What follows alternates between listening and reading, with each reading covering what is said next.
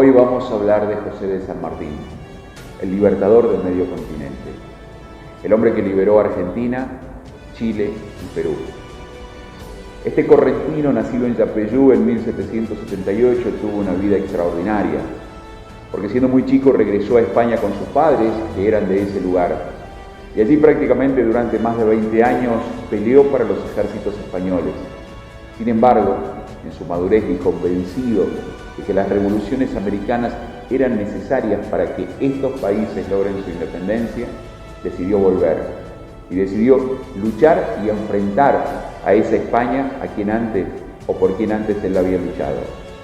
Bienvenidos todos a compartir hoy esto que se llama San Martín, el libertador de América.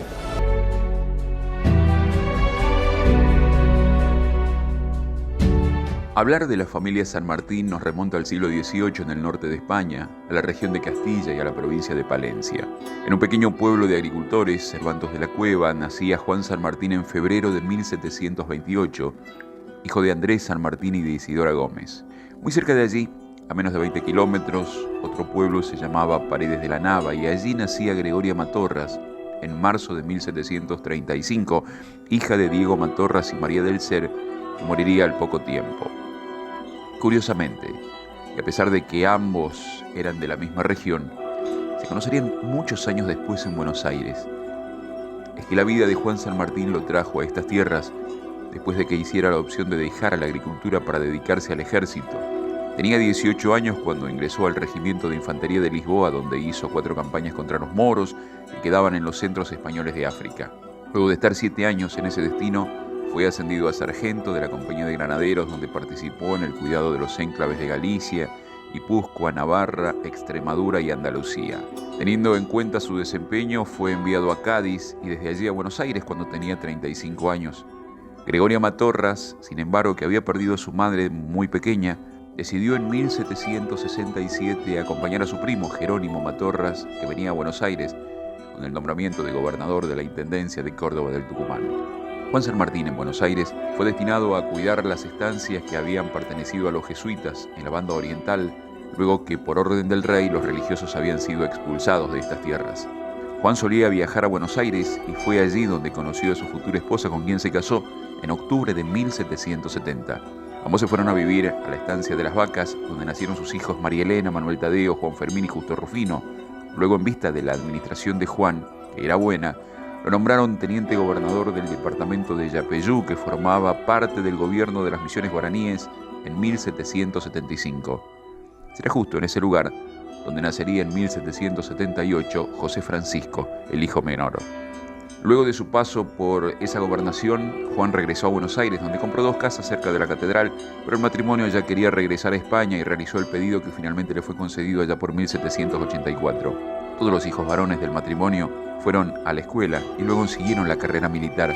La única mujer era la mayor, María Elena, que nació en 1771 y se casó con un militar con quien tuvo una sola hija llamada Petronila. Y aunque en su vida no volvió a encontrarse con su hermano José, mantuvieron siempre una buena relación por carta. Es más, luego de enviudar, ella se estableció en Madrid, donde murió en el año 1852, 2 años después que el Libertador, quien en una cláusula de su testamento le había encomendado el pago de una pensión de 1000 francos a María Elena, y cuando ésta falleciera, una renta vitalicia de 250 francos a su sobrina Petronila. El hermano mayor de los varones, Manuel Tadeo, tras participar en las campañas del Rosellón de 1793, combatió en la guerra contra la ocupación napoleónica de España. Pasó 3 años presos y con la restauración de Fernando VII ascendió a teniente coronel en 1815 y a coronel en 1817. Las relaciones entre José y Manuel Tadeo nunca serían buenas. Cuenta el coronel Manuel de Olazábal en sus memorias que a poco de llegar de Chile y Perú, San Martín recibió un paquete con correspondencia.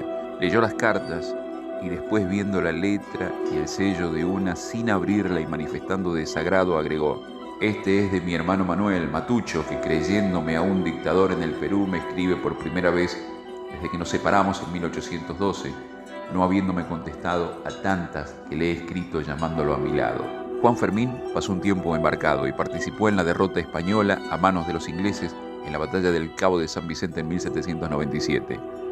Pasó después a la caballería y en 1802 lo destinaron a Filipinas, al escuadrón de húsares de Luzón, donde alcanzó el grado de mayor. Se casó en Manila y allí murió en el año 1822. El único de los San Martín que llegó a una posición militar de jerarquía social fue Justo Rufino, que en 1793 pidió su incorporación a la Guardia de Corps, la custodia personal del monarca y la familia real. Allí, Justo participó en el motín de Aranjuez en 1808, que forzó la abdicación de Carlos IV y fue parte de la escolta que acompañó a Fernando VII hasta la frontera francesa, donde finalmente se terminó con la coronación de José Bonaparte como rey de España. Luchó en los dos sitios de Zaragoza, cayó prisionero de los franceses, pero logró fugarse y siguió combatiendo en Cataluña, Valencia y Andalucía. En estas campañas obtuvo el grado de teniente coronel, que luego Fernando VII no lo reconoció. Se retiró como capitán, pero la Revolución Liberal Española de 1820 lo reincorporó como teniente coronel. Justo Rufino fue el único que volvería a reunirse con su hermano en Bruselas y en París, y moriría en Madrid en 1832.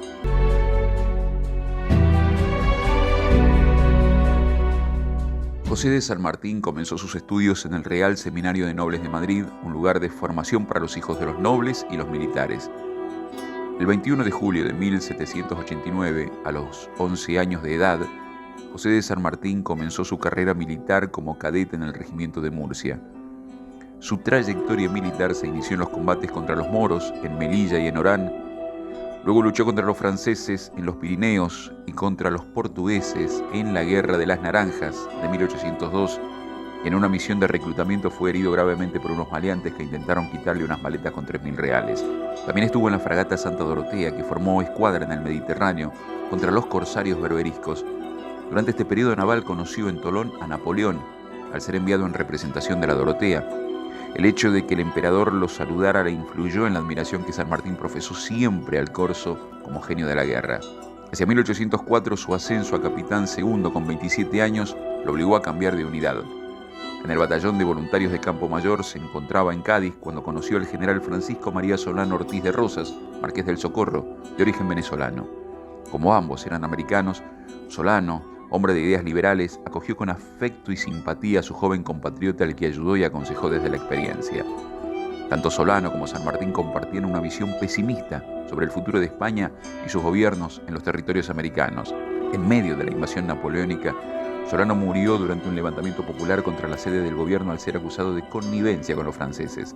Este hecho a San Martín también casi le cuesta la vida. Los desastres que trajo la invasión francesa habrían de desviar la carrera de San Martín. La Junta Central establecida contra el gobierno napoleónico lo ascendió al cargo de capitán primero en el regimiento del general Castaños, y en esa unidad participó en la batalla de Bailén en 1808, en lo que fue la primera derrota importante de las tropas de Napoleón, que se tradujo para San Martín en un ascenso a teniente coronel de caballería el 11 de agosto de 1808. Sin embargo, en mayo de 1811 participó de la batalla de la Albuera en Badajoz, donde las tropas españolas, inglesas y portuguesas enfrentaron a los franceses. Aquí hay una curiosidad poco conocida. San Martín peleó en un ejército comandado por el británico William Carr Beresford, el mismo que había invadido Buenos Aires en 1806. Esta batalla para San Martín fue la brocha de oro a una trayectoria de 2 décadas al servicio del ejército español. Precisamente, el carácter multinacional de las fuerzas antinapoleónicas le puso en contacto con círculos liberales y revolucionarios británicos que tanto contribuirían luego a la independencia americana. Su larga estancia en Cádiz afianzó durante esos años esa mentalidad liberal.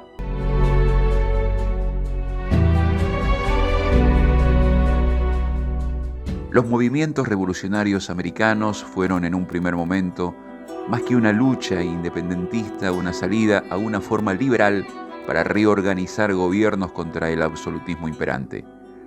Las monarquías, tal como se las concebían, eran una forma de gobierno ya agotadas. El absolutismo, la imposición, el monopolio y todas las formas preexistentes habían dado sobradas muestras de retraso para millones de colonos que solo habían recibido explotación para bien de unos pocos. Esa mentalidad inglesa, la Revolución Francesa, los libros de una nueva economía fueron calando hondo en una generación que consiguió apoyo en los británicos, que habían intentado hacer pie en estos territorios por las armas y que habían fracasado. Las guerras en Europa cambiaban de aliados a cada momento. Británicos con franceses contra españoles. Españoles, franceses y portugueses contra ingleses. Ingleses, españoles y portugueses contra franceses, en fin. Cuando San Martín pasó un tiempo de amistad con Francisco María Solano Ortiz de Rosas, el venezolano influyó en sus ideas liberales. Instalado en Cádiz y con las noticias de las revoluciones americanas, varios pensaron en regresar. Lo que quedaba de España. No tan solo perdían terreno contra los franceses, sino que sostenían un poder inexistente, con ideas retrógradas por las cuales cada vez menos militares estaban dispuestos a defenderlas. Fue así que en septiembre de 1811 solicitó la baja del ejército español alegando la necesidad de regresar a Lima para cuidar a su madre que había quedado allí. Esto era mentira, pues su madre estaba en Galicia, al norte de España. Claro que las comunicaciones por aquella época no eran ni por cerca lo que son en la actualidad. Así que ¿quién iba a averiguar si era verdad lo de San Martín, más aún en tiempo de guerra?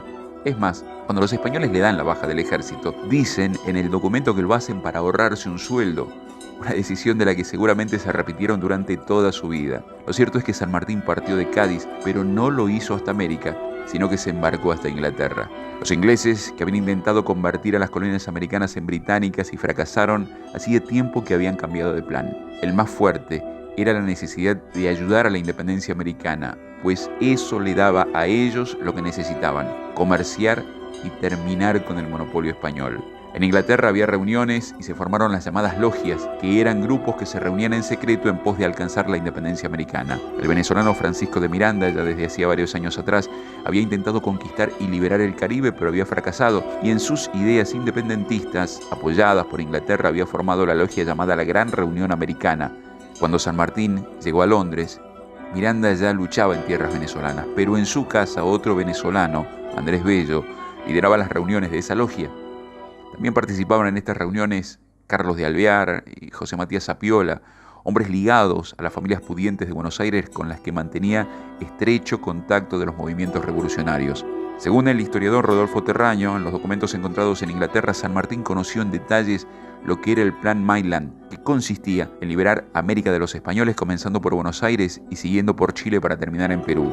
Una década después, ese plan terminaría de ser ejecutado por San Martín en la Acción Libertadora. Los contactos y las entrevistas de San Martín en Inglaterra fueron realmente importantes. Con todo listo, en enero de 1812 partió hacia Buenos Aires a bordo de la fragata George Canning junto con Alvear, Zapiola, Francisco Chilavert y el barón de Holberg, más el dueño de la embarcación, Thomas Hetman. La fragata llevaba el nombre del ministro de Relaciones Exteriores británico, que pretendía que América se independizara de España para que Gran Bretaña obtuviera beneficios económicos. El viaje no fue tranquilo, pues antes de llegar a Buenos Aires se toparon en el mar con una escuadra española. Allí el alférez José María Zapiola tomó la capitanía del barco y con un pasaporte falso logró burlar a los españoles que, de descubrir la verdad, hubieran corrido otra suerte: el viaje y los futuros héroes.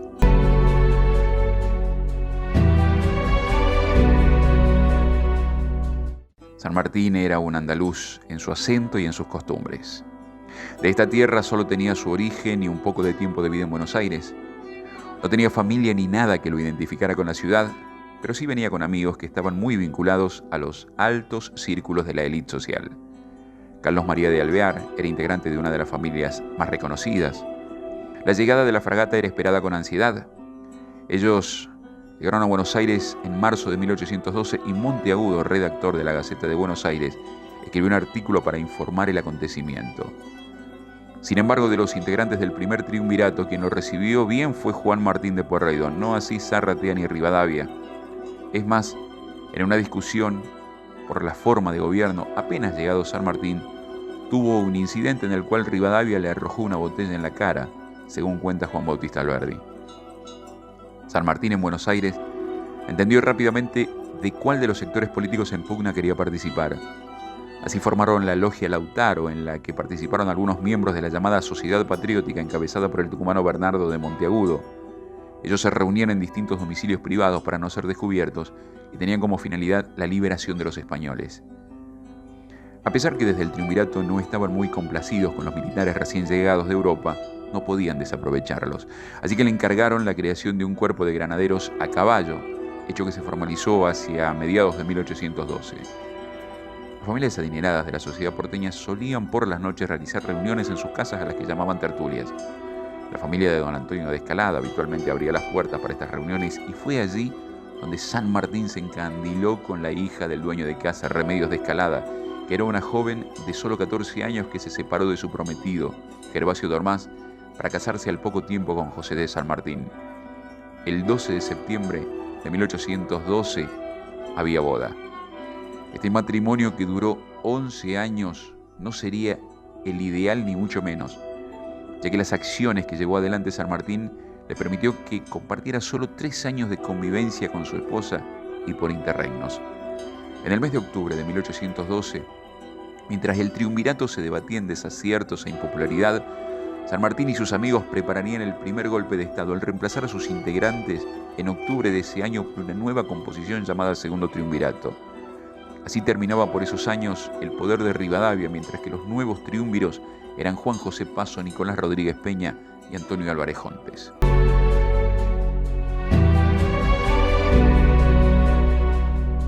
Cuando Buenos Aires dejó de ser la sede del virreinato, ese lugar lo ocupó Montevideo. Esta ciudad, desde 1811, estaba sitiada, por lo que no podía abastecerse más allá de las mercaderías que ingresaban por mar. De esta manera, los barcos salían de Montevideo, tomaban el río Paraná y saqueaban todo lo que podían para abastecerse. El gobierno de Buenos Aires tomó nota de una situación que venía ocurriendo hace tiempo. Es para recordar, por ejemplo, que a principios de 1812 fue el propio Belgrano el que creó las baterías de Rosario para defender a esa villa del vandalismo de los realistas. Fue así que, enterados de una nueva acción, enviaron a San Martín y a sus granaderos a lo que sería su bautismo de fuego. San Martín partió con 150 granaderos de élite que se habían formado en los últimos meses. Destinó a varios para que siguieran la marcha a los buques españoles hasta que se instaló en el convento de San Carlos. Los barcos realistas, con 2 cañones y una tropa de 250 hombres al mando del capitán Antonio Zavala, desembarcaron a orillas del río Paraná con el objetivo de saquear el tesoro que se suponía había dentro del convento. Los granaderos ingresaron por la puerta trasera y tenían prohibido hacer fuego o hablar en voz alta. San Martín subió a la torre de la iglesia y ahí mismo diseñó el plan de batalla. En el amanecer del 3 de febrero de 1813, los granaderos ocupaban los patios ubicados del lado opuesto al río Paraná. A las 5 de la mañana, 250 españoles desembarcaron sin sospechar nada, pero eran precavidos. Marchaban en doble columna, a paso redoblado, con bandera desplegada en dirección al convento. San Martín dividió sus fuerzas en 2 compañías de 60 hombres cada uno. La primera, a su cargo, atacaría de frente, mientras que la segunda, a cargo del capitán Justo Bermúdez, daría un pequeño rodeo y atacaría el flanco izquierdo realista para cortarles así la retirada. Cuando los españoles vieron la carga de San Martín, se formaron en martillo y efectuaron una cerrada descarga de fusilería y metralla. El caballo de San Martín recibió una bala en su pecho, se desplomó y la pierna derecha del coronel quedó aprisionada por el cuerpo del animal. Un soldado español, al verlo inmóvil, le lanzó un golpe de sable a la cabeza que el jefe de granaderos alcanzó a esquivar. Otro español arremetió con su bayoneta, pero el puntano Juan Bautista Baigorria lo mató. Fue el correntino Juan Bautista Cabral quien finalmente logró sacar a San Martín, pero a costa de su vida. Bermúdez y Díaz Vélez encabezaron la persecución de los españoles que buscaban la costa. Una esquirla de metralleta le destrozó la rótula a Bermúdez, con lo que quedó fuera de combate. En su ímpetu, Díaz Vélez cayó por la barranca recibiendo una herida de bala en la cabeza. Fue el único prisionero que tomaron los españoles y que sería canjeado al día siguiente y moriría el 20 de mayo de ese año a causa de sus heridas. A las 6 de la mañana la acción había finalizado. Había durado solo 15 minutos. Los españoles tuvieron 40 muertos, 3 heridos y 14 prisioneros, mientras que los patriotas 15 muertos, 27 heridos y un prisionero. Al día siguiente de la batalla, el jefe Zavala, herido en una pierna, se acercó al convento. Fue invitado a desayunar por San Martín. 2 días después del combate en Buenos Aires, la gente festejó la victoria después del mediodía. El gobierno ordenó salvas de artillería y repiques de campana y dispuso de 1.000 pesos a distribuirse entre los vencedores. El primer combate de San Martín estaba ganado.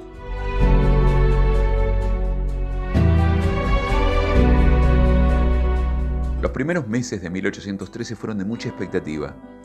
Las victorias de San Martín en San Lorenzo y de Belgrano en Salta, más el comienzo de la asamblea del año 13, que tenía a sus espaldas una misión importante, llenaban de entusiasmo a los revolucionarios. Mientras crecía la figura de Alvear, en los últimos meses de ese año todo comenzó a oscurecerse.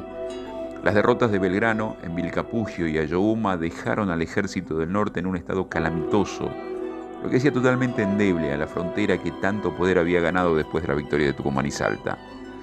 Los españoles estaban en condiciones de avanzar y para ello se tomó la decisión de enviar a San Martín a la reorganización de ese ejército. En el orden político, también le daba a Alvear la posibilidad de sacar de Buenos Aires a San Martín y poder avanzar en los planes de concentración del poder que tanto ansiaba, algo que finalmente lo iba a cumplir con la creación del cargo de director supremo, donde iba a ponerlo ni más ni menos que en manos de su tío Gervasio Posadas.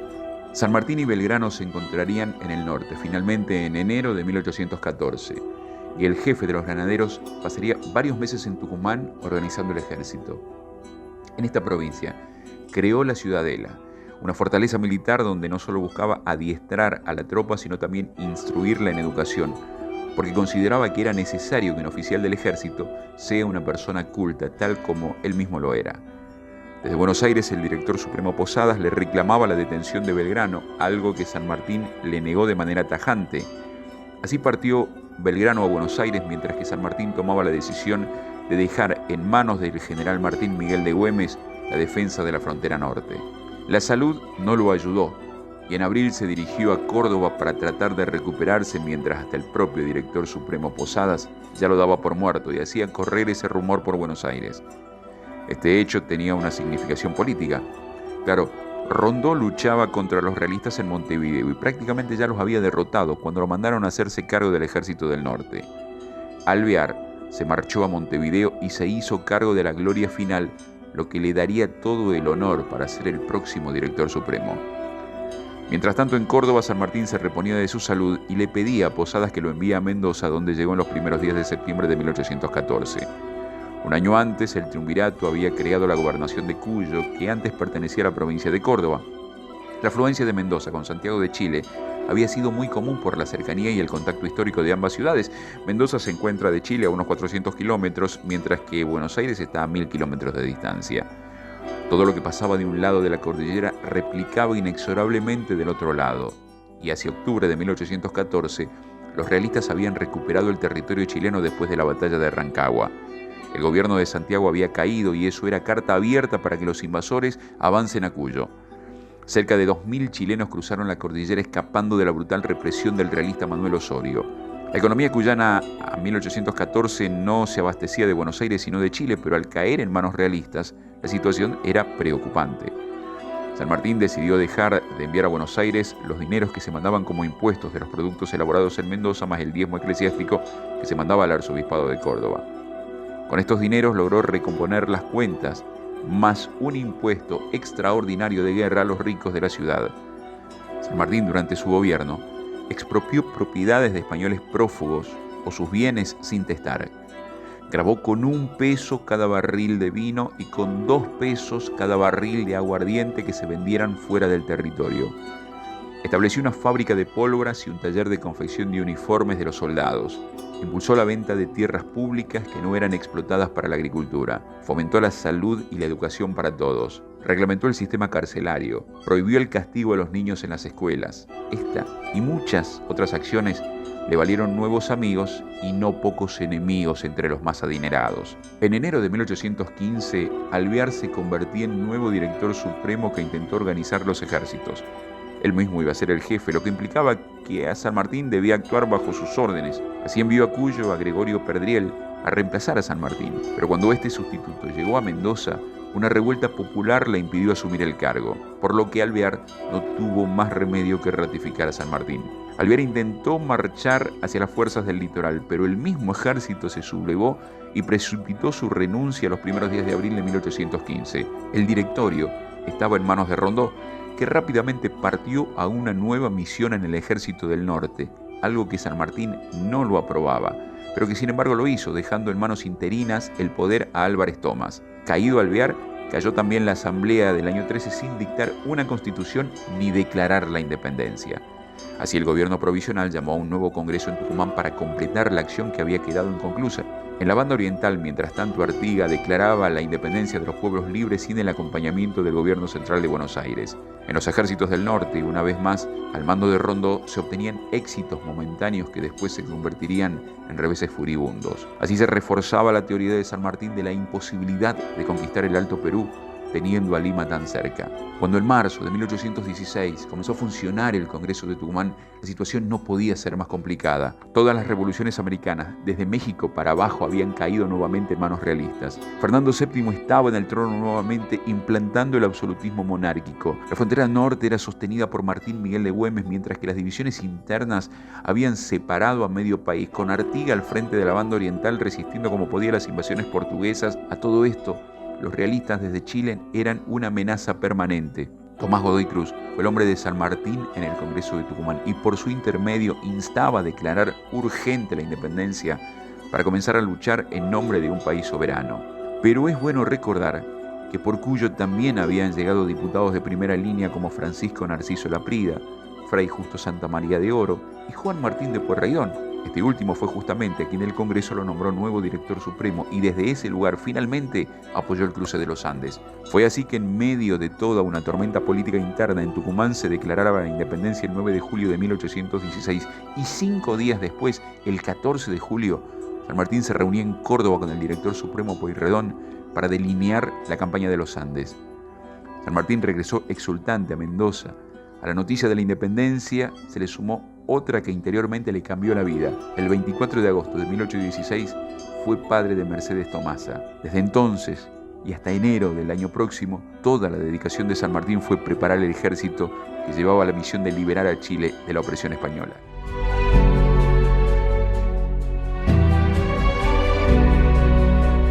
El cruce de los Andes fue una obra militar de arte preparada por San Martín. Con la ayuda de Pueyrredón y del resto de las provincias logró una tropa de 5.000 hombres, donde iniciaron su acción militar los esclavos afros o también comunidades aborígenes.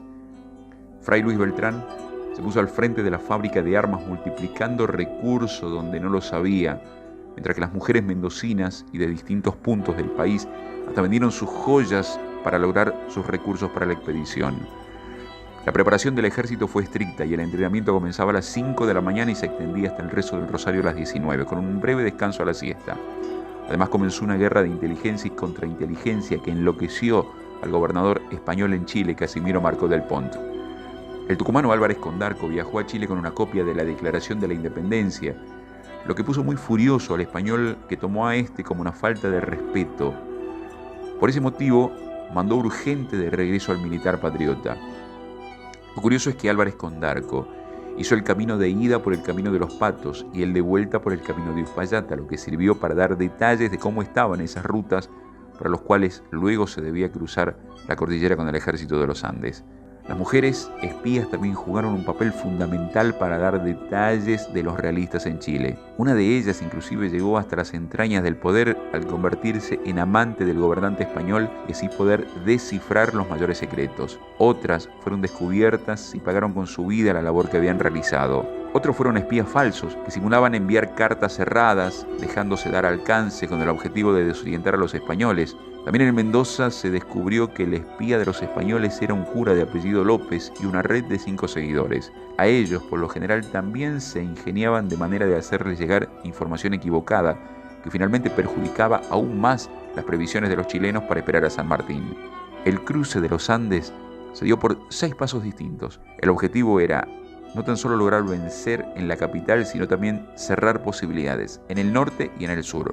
El primer batallón partió hacia septiembre de 1816 por el Portillo con el objetivo de distraer a las tropas enemigas. En enero de 1817 comenzaron a partir las otras expediciones. En el norte salió la expedición de Comecaballos, que tenía como objetivo levantar a la ciudad de Copiapó. Desde San Juan partió la expedición de Guana para tomar las ciudades de Coquimbo y La Serena. En el sur, la expedición de Paso del Planchón, que tenía como objetivo tomar Talca y Curicó, mientras que desde Mendoza partían las 2 expediciones más importantes, una por Paso de los Patos, que lideraba el mismo José de San Martín, y otra que pasaría por Uspallata, liderada por Gregorio de las Heras. El cruce de los Andes fue durísimo y muchos soldados murieron. La puna, la diferencia de temperatura que oscilaba entre los 30 grados que había de día y los 10 grados bajo cero de noche, hicieron mella en la tropa, incluido en San Martín. Antes de llegar a suelo chileno ya hubo cruce con los realistas. El 24 de enero hubo un primer encuentro en Pichueta y luego otro en Potrerillos. La tropa revolucionaria produjo bajas, tomó prisioneros y se quedó con una importante artillería enemiga. En los primeros días de febrero hubo otro encuentro con resultados positivos para las tropas sanmartinianas que ingresaban a territorio chileno y liberaron las poblaciones de San Antonio y Santa Rosa. El 12 de febrero, a las 2 de la mañana, comenzó el avance de la tropa de San Martín a la luz de la luna. Había dividido a la fuerza de O'Higgins por el Cerro Pequeño, donde debía esperar a que Miguel Soler realice un rodeo por un cerro más alejado y así desbandar a las tropas del realista Maroto, que en la cima esperaban el amanecer para bajar a degüello. Sin embargo, O'Higgins no esperó la llegada de Soler y enfrentó a los realistas, que lo superaban en número y que le dieron un revés transitorio. Viendo la situación, el propio San Martín avanzó sobre los realistas y ordenó a Soler marchar desde donde estuviera hasta el campo de batalla. El encuentro fue cruento y a las 2 de la tarde la batalla estaba ganada. Chacabuco fue una victoria completa que les dio a los patriotas el dominio de Santiago. Marcó del Pont intentó huir, pero fue capturado en Valparaíso cuando se preparaba para abordar un barco hacia Lima. Los chilenos le ofrecieron la titularidad del gobierno a San Martín, la máxima jefatura de gobierno como director supremo de Chile, pero sin embargo él declinó el ofrecimiento y recomendó ese nombramiento para Bernardo O'Higgins. Tiempo después, San Martín tuvo que viajar a Buenos Aires a negociar con Pueyrredón, ya que quería seguir adelante con el plan a Lima, algo que encontró la negativa de las fuerzas porteñas. Después de varios días de reuniones secretas de la logia en la casa de San Isidro de Pueyrredón, San Martín emprendió el regreso a Chile, llevándose consigo a su esposa. Por el crudo invierno tuvo que esperar una temporada en Mendoza, pero la salud de Remedio comenzó a deteriorarse, por lo que el médico le indicó que era necesario regresar a Buenos Aires. En Chile las cosas no estaban mejores. O'Higgins, Monteagudo, Guido se habían enemistado entre ellos, mientras que los realistas que habían sobrevivido se habían reagrupado en el sur para recuperar Santiago, una vez más al mando de Manuel Osorio, el mismo que había triunfado en 1814. Osorio se ubicó en la zona de Concepción y avanzó hacia el norte hasta instalarse en la zona de Tacna. En la zona más conocida como Cancha Rayada tuvo lugar el primer combate, que terminó con una clara victoria de los realistas y que gracias a la acción rápida de las Heras pudo salvarse a 3.000 soldados. Este desastre de Cancha Rayada puso en vilo a San Martín, que logró reorganizar su tropa en solo 5 días y marchó al encuentro de los españoles en los campos de Maipú el 5 de abril de 1818. Esa batalla fue cruentísima. Los criollos atacaron y los españoles resistieron estoicamente. Sobre el final de la batalla inclusive llegó Bernardo O'Higgins, que estaba malherido al frente de un batallón que atacó Lo Espejo, donde se guarnecían las tropas españolas. Las bajas patriotas ascendieron a 1.000 hombres y los realistas al doble, además de tener 3.000 prisioneros y una cantidad significativa de armamento capturado. San Martín y O'Higgins se abrazaron victoriosos en lo que se conoce como el abrazo de Maipú. Conocida esta noticia, el virrey de Lima dejó de mandar pertrechos a Chile a los que todavía habían sobrevivido, porque temía mucho que el próximo paso de San Martín sería entrar directamente en su ciudad, y tenía razón. Mientras tanto, el general victorioso regresó a Buenos Aires y pidió ayuda para continuar su empresa, pero en la capital no tan solo se la negaron una vez más, sino que además le propusieron que regrese con su ejército para defender la ciudad de los ataques de la fuerza de Artigas, a lo que San Martín se negó. Pueyrredón se comprometió a conseguir un préstamo entre los más acaudalados de la ciudad, pero eso nunca existió. Es más, le pedía a San Martín que le exija a los chilenos la devolución de $1.000.000 que el gobierno había puesto para la campaña libertadora. San Martín regresó desilusionado de Buenos Aires y comenzó su campaña para conseguir recursos que le permitieran completar lo que le falta a su plan. Mientras en Buenos Aires los problemas internos eran cada vez mayores. San Martín presentó su renuncia a Pueyrredón al tiempo que se le comunicaba también a O'Higgins. A esta altura la amenaza concreta de la expedición que saldría desde España a recuperar esa antigua colonia era inminente. Después de varias correspondencias, San Martín siguió a Chile a preparar la expedición a Perú.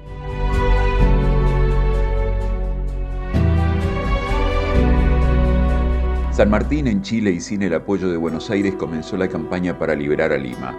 Organizó una fuerza anfibia que en un principio sería financiada conjuntamente por los gobiernos de Buenos Aires y de Chile, pero finalmente en Buenos Aires se desentendieron de los presupuestos y los costos los asumió el gobierno de Bernardo O'Higgins. Se determinó que el mando del ejército fuera para San Martín y que la escuadra fuera para el almirante Thomas Cochrane.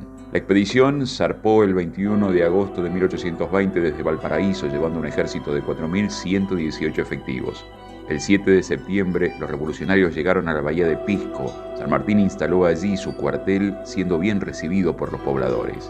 Mientras en Lima, el 15 de septiembre, el virrey del Perú, Joaquín de la Pezuela, proclamaba la restauración de la Constitución Liberal de Cádiz de 1812 y enviaba una carta a San Martín para negociar, teniendo en cuenta que en España el absolutismo de Fernando VII había sido abolido. San Martín le aceptó y entre el 25 de septiembre y el 4 de octubre los delegados de ambos bandos se reunieron en las conferencias de Miraflores, un pueblo situado al sur de Lima. Allí no hubo acuerdo y el 4 de octubre finalmente Juan Antonio Álvarez de Arenales partió de Pisco hasta Nazca, donde el 15 de octubre de 1820 ese pueblo declaró la independencia. Arenales en su camino ocupó Ica, que juró la independencia el 21 de octubre, y siguió hasta Ayacucho, que declaró su independencia el 8 de noviembre.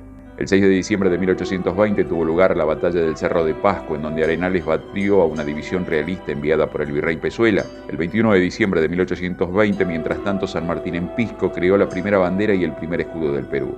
El 23 de octubre, San Martín y su ejército se reembarcó hacia el norte, pasando frente al puerto del Callao. Allí el almirante Cochrane bloqueó por tercera vez este puerto y capturó a la fragata española Esmeralda el 5 de noviembre, con lo que le dio un duro golpe a la Marina realista en el Pacífico. El 9 de noviembre arribaron al puerto de Huacho, distante a unos 170 kilómetros al norte de Lima, donde desembarcaron, y luego San Martín avanzó hasta Huaura, donde se estableció. Allí por primera vez proclamó la independencia del Perú en noviembre de 1820. El 2 de diciembre de 1820 un batallón realista se sublevó pasándose al bando de los patriotas. Mientras tanto, los distintos pueblos del norte peruano también fueron declarando su independencia. En los primeros días de enero de 1821, la columna de Arenales regresó de su incursión en la Sierra Central y se reincorporó a la expedición libertadora en la costa. El 29 de enero de 1821, en el lado realista se produjo el llamado Motín de Anzapuquio, donde los jefes españoles obligaron al virrey Pezuela a abandonar el mando del virreinato, que pasó desde ese momento a manos de José de la Serna. Mientras tanto, en marzo, Guillermo Miller y Thomas Cochrane avanzaron y tomaron los puertos de Tacna y Arica. El 4 de junio, el virrey de la Serna se entrevistó personalmente con San Martín en la hacienda de Punchauca, a unos 25 kilómetros al norte de Lima.